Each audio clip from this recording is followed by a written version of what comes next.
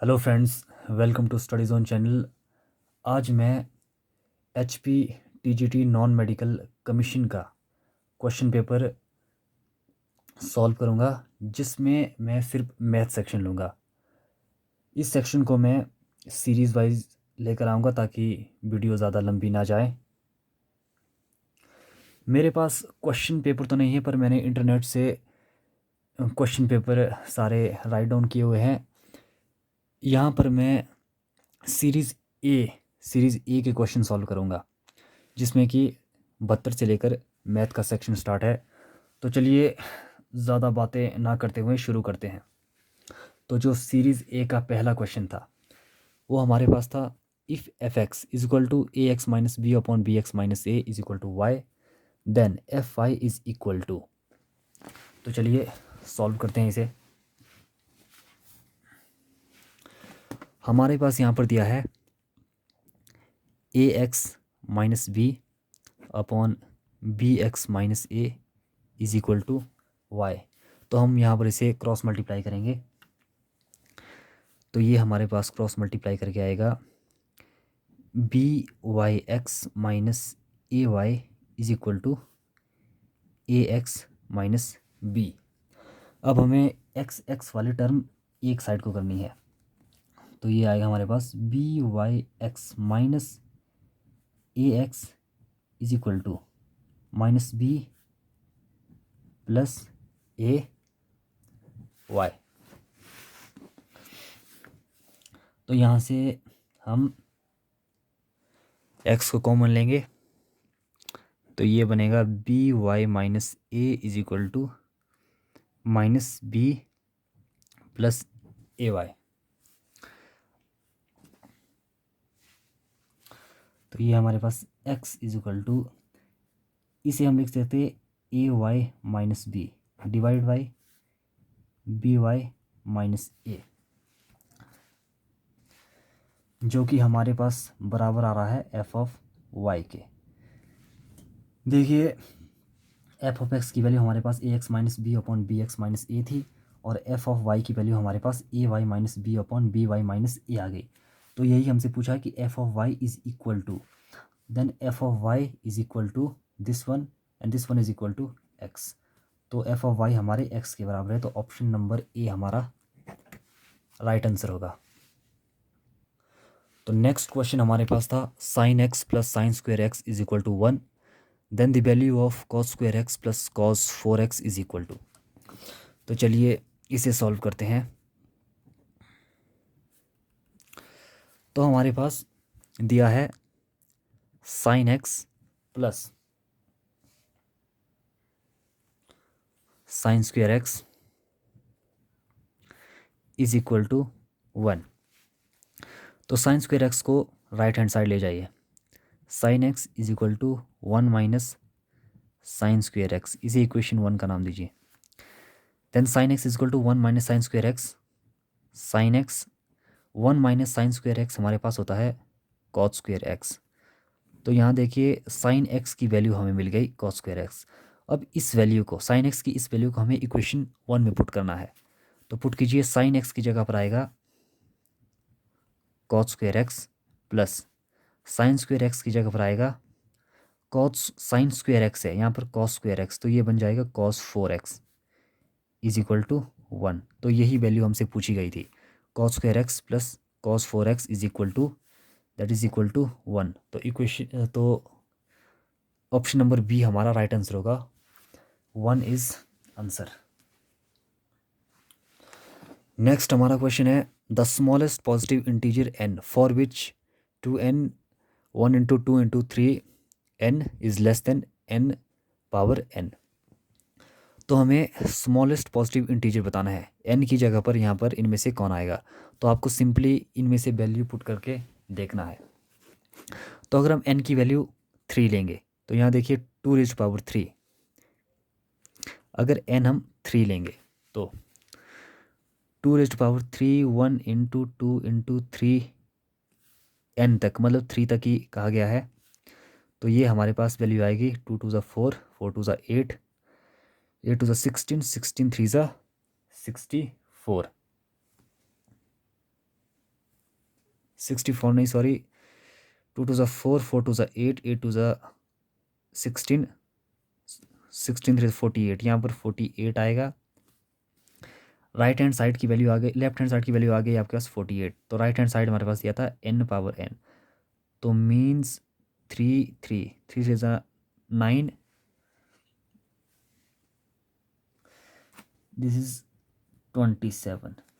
यहाँ देखिए ये n पावर n 27 है और ये 48, मतलब कि यहाँ पर ये छोटा आ रहा है, जो कि गलत होगा।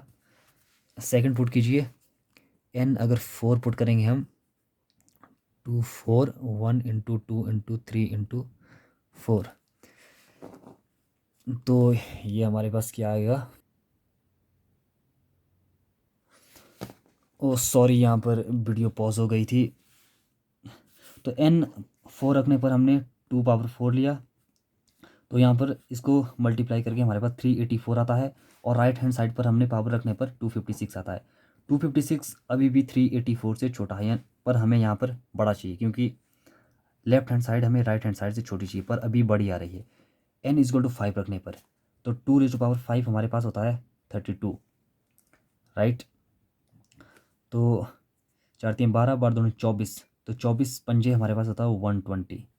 तो इसको अगर हम मल्टीप्लाई करते हैं, तो ये मल्टीप्लाई करके हमारे पास आता है जी 3840। आई होप आपकी कैलकुलेशन अच्छी होगी। यहाँ पर मैं कैलकुलेशन नहीं कर सकता, क्योंकि नहीं तो टाइम वेस्ट हो जाएगा।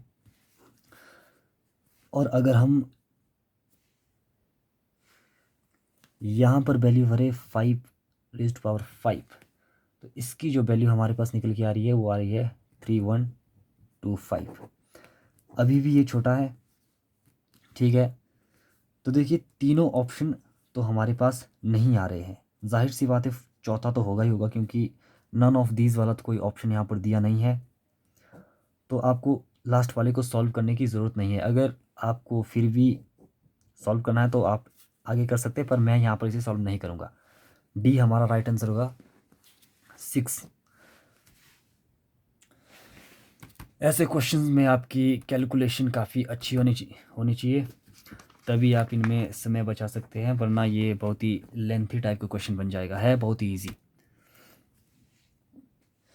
नेक्स्ट हमारे पास क्वेश्चन है, if z is a complex number then 3z-1 is equal to 3 mod z-2, represent x axis, y axis, a circle, a line parallel to y axis। तो चलिए शुरू करते हैं।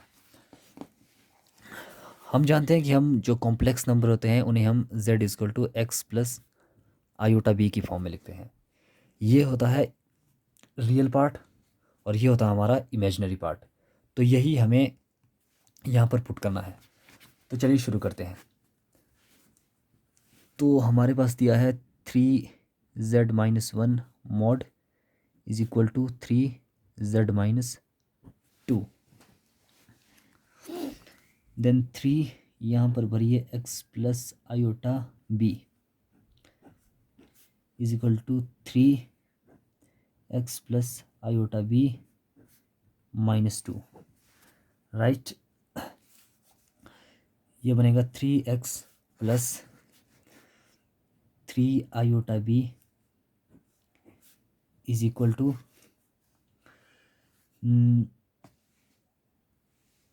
यहाँ पर x वाली टर्म आपने एक साथ लिखनी है और बाकी वाली अलग, x-2 प्लस आयोटा बी। ठीक है जी। नाउ सॉरी, यहाँ पर 1 लेना मैं भूल गया। 3z की जगह हमने x प्लस आयोटा वाई -1, यहाँ पर -1 भी है, -1 यहाँ भी -1 आएगा, ठीक है। -1 ये 1 है, तो 3x-1 plus 3 iota b is equal to 3x-2 plus iota b. तो इसे हम लिख सकते हैं 3 मॉडुलस हटाकर 3x-1 का स्क्वायर प्लस अब यहाँ पर आयोटा गायब हो जाएगा, 3 स्क्वायर रूट, मॉडुलस हटा दिया हमने, और जो हमारे पास यहाँ पर आयोटा था वो भी अब हम नहीं रखेंगे, बी नहीं, यहाँ पर वाई आएगा। हम सॉरी, यहाँ पर फ़ोन कैमरा एडजस्ट करते हुए गलती हो जाती है। जो हमारे पास कॉम्प्लेक्स नंबर होते हैं वो होते हैं z is equal to x plus iota y, इस तरह हम इन्हें लिखते हैं। तो ये हमारे पास होता है इमेजिनरी पार्ट, और ये हमारे पास होता है रियल पार्ट, और ये होता है हमारे पास इमेजिनरी पार्ट। ये रियल पार्ट है और ये इमेजिनरी पार्ट है। अगर हमें इसका मॉडुलस निकालना होता है कॉम्प्लेक्स नंबर का, तो हम मॉडुलस निकालते हैं इस तरह से, x square plus y square. तो यहाँ पर बी की जगह आपने वाई लेना है, इसके लिए हम माफ़ी चाहते हैं।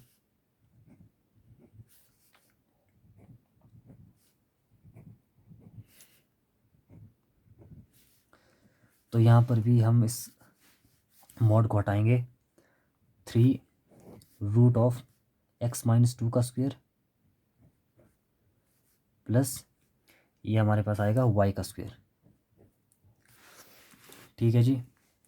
अब रूट से रूट हमारा कैंसिल हो जाएगा, ए माइनस बी का होल स्क्वायर, ए स्क्वायर 3x का स्क्वायर 9x स्क्वायर माइनस 1 का स्क्वायर, ये बन जाएगा प्लस माइनस 6x, ठीक है, प्लस 3 3 ज़ा 9 y square is equal to 3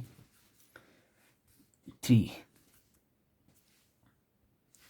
इसका बन जाएगा 9। देखिए जब हमने रूट हटाया, हमने स्क्वायर किया, यहाँ पर इन लेफ्ट हैंड साइड और राइट हैंड साइड दोनों पर हमने स्क्वायर किया, रूट हमारा हट गया और 3 का स्क्वायर बन गया 9। तो x माइनस 2 का square, x square plus 4 minus 4x plus y square. ठीक है जी, ये बन गया 9x square plus 1 minus 6x plus 9 y square is equal to 9x square plus 36 minus 36x plus 9 y square. 9x square से 9x square हमारे पास cut गया, 9 y square से 9 वाई स्क्वायर कट गया, तो ये हमारे पास आएगा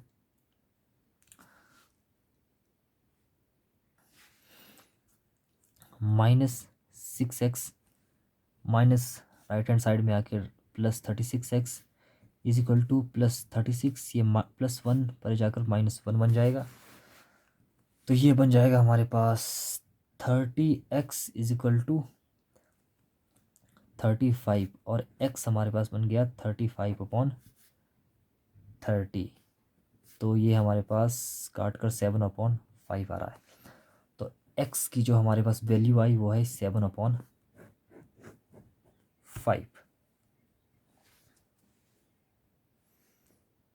7/5 नहीं 7/6, 7 5 7 ज़ा 35, 5 6 ज़ा 30। तो x की जो हमारे पास वैल्यू आ रही है 7/6। अब यहाँ पर देखिए आंसर में हमारे पास है x axis, y axis, a circle, a line parallel to y axis. तो अगर इसे हम ध्यान से देखें तो ये हमारे पास बनती है x इज इक्वल टू ए की फॉर्म, यानी कि कांस्टेंट। अगर हमारे पास इस तरह से एक्सिस है x एंड y, देखिए x कोई कांस्टेंट वैल्यू आती है, मान लीजिए x यहाँ पर 1 2 3 है, यहाँ पर y 1 2 3 है। तो मान लीजिए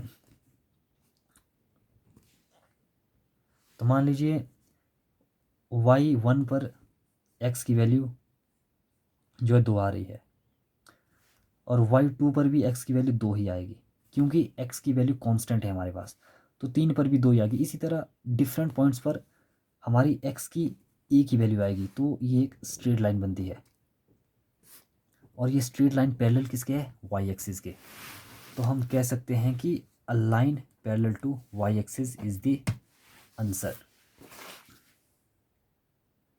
आई होप आप ये क्वेश्चन समझ गए होंगे। मैं एक बार फिर से रिवाइज करवाता हूँ। तो देखिए, जो हमारे पास कॉम्प्लेक्स नंबर होता है उसे हम लिखते हैं z equal x plus iota y की फॉर्म में।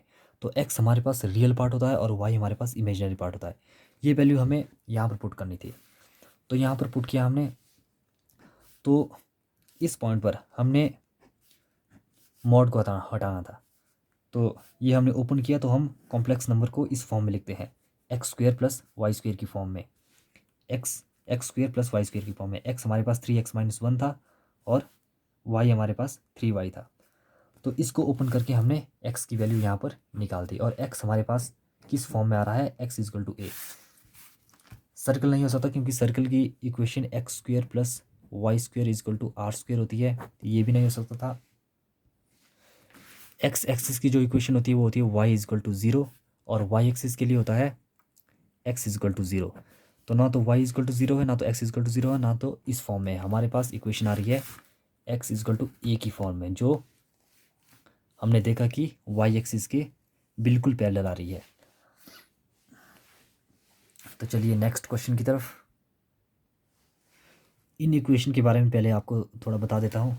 देखिए, जैसे हमारे पास इस तरह से कोऑर्डिनेट है x माइनस एक्स, ये y माइनस वाई,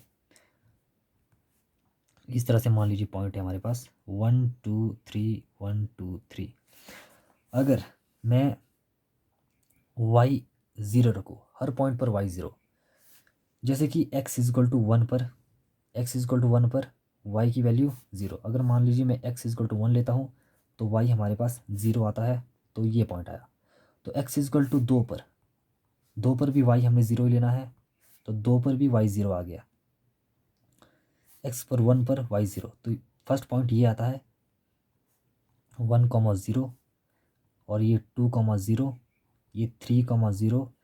इस तरह से x के कितने भी पॉइंट लेने पर हमें y की वैल्यू 0 आती है। तो देखिए, ये बिल्कुल हमारे पास x एक्सिस बनती है, तो हम x एक्सिस को y इज इक्वल टू 0 की फॉर्म में लिख सकते हैं ना। तो उसी तरह y एक्सिस को हम x इज इक्वल टू 0 लिख सकते हैं। ठीक है, सर्कल का आपको पता है x square plus y square equal to r square. R हमारे पास रेडियस होता है और a line parallel to y axis हमारे पास होती है x is equal to a. अगर अपोजिट दिया हो parallel to y axis, then y आएगा y is equal to a. ये है line parallel to y axis and this one is line parallel to x axis. Okay, let's move to the next question. A fair dice is rolled n times. The number of all the possible outcomes is. तो देखिए, fair dice के 6 faces होते हैं। कितने faces होते हैं? 6। मतलब कि अगर एक बार अगर आप डाइस को फेंक सकते हैं तो मैक्सिमम हमारे पास 6 में से कोई कुछ भी आ सकता है। जैसे कि एक फेस पर होगा 1, किसी फेस पर 2 3 4 5 6, इस तरह से। या तो एक बार फेंकने पे या तो 1 आ सकता है, या तो 2 आ सकता है, या तो 3 आ सकता है, या तो 4 आ सकता है, या तो 5, या तो 6। मतलब कि टोटल नंबर ऑफ आउटकम्स कितने हैं? 1 2 3 4 5 6। मतलब कि 6 में से कुछ भी आ सकता है एक बार फेंकने पर। Total number of outcomes for only 1 throw is 6। तो यहाँ पर बोला गया है कि fair of dice is rolled n times, मतलब कि n बार उसे फेंका गया है। एक बार फेंकने पर टोटल नंबर ऑफ आउटकम्स हमारे पास 6, क्योंकि 6 तक कुछ भी आ सकता है। तो n बार फेंकने पर into n, that is 6n हमारा आंसर होगा। सिंपल था, 3 सेकंड वाला क्वेश्चन। एक बार फेंकने पर आउटकम 6, n टाइम्स और फेंकने पर आउटकम्स 6n। तो ऑप्शन नंबर ए हमारा राइट आंसर होगा। नेक्स्ट हमारे पास है NCR is equal to NC2 then n is equal to. तो देखिए, हमारे पास एक सिंपल फॉर्मूला होता है। अगर हमारे पास NCR r equal to n minus r हो, इस फॉर्म में अगर हमारे पास कॉम्बिनेशन का कोई क्वेश्चन आता है तो जो एन की वैल्यू होती है, एन की वैल्यू हमारे पास सिंपल होती है इन दोनों का plus, r plus n minus r. ठीक है, अगर क्वेश्चन इस फॉर्म में हो जो कि यहाँ पर दिया हुआ है, तो देखिए एन की वैल्यू क्या आएगी इस क्वेश्चन में, CN3 is equal to CN2। तो n की वैल्यू हमारे पास आएगी, यहाँ पर 3 है, यहाँ पर 2, तो n की वैल्यू हमारे पास आएगी 3n is equal to 3 + 2 is equal to 5। बहुत आसान क्वेश्चन था। अब देखिए, अगर आपको ये फॉर्मूला याद नहीं है, ये वाला, ठीक है, तो आप इसे जो ट्रेडिशनल इसका करने का तरीका है उससे भी कर सकते हैं। देखिए कैसे करेंगे, वो भी ज़्यादा मुश्किल नहीं है। तो हम लिखते हैं n factorial upon n minus r, n minus r factorial into r factorial. इस तरह से हम इसको सॉल्व करते हैं। ये है हमारा फॉर्मूला। तो देखिए क्वेश्चन हमारे पास क्या है, CN3 is equal to CN2। तो n factorial divide by n minus 3 factorial and 3 factorial is equal to n factorial divide by n minus 2 factorial and 2 factorial. n factorial से n फैक्टोरियल हमारा cut जाएगा, तो ये बनेगा 1 upon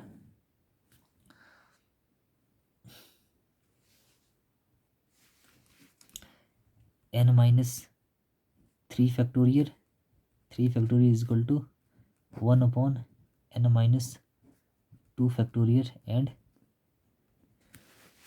2 factorial. Cross multiply कीजिए,